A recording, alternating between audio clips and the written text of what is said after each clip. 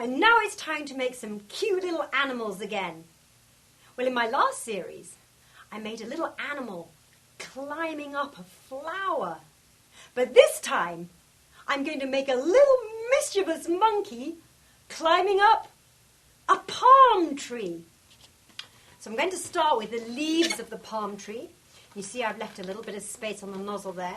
And that's just to tie it together to make a basic circle shape. I'll find the top of the circle and make a figure of 8 again.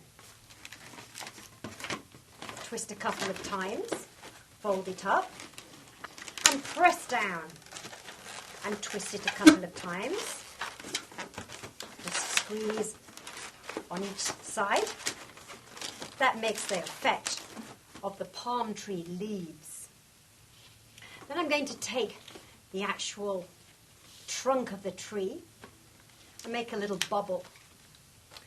And just feed that top bubble into the center of the leaves, like that. And just straighten it up. If you want to, you can go round one time, just for extra security. So, I've already made our little monkey's face.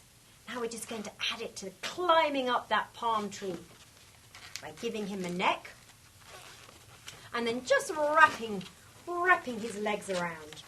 And at the base of the bottom leg, I'm just going to twist a couple of times. Now, I'll bring the rest of the balloon upwards and then down. Straighten him up. There he is. I'm going to bring his body down, the trunk a little, and do exactly the same thing. I'm just going to stretch the balloon a little bit to give the monkey's long tail effect. And wrap it around the trunk one more time.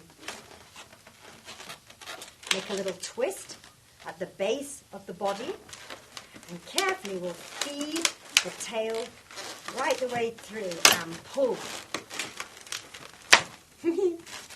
There's the little monkey.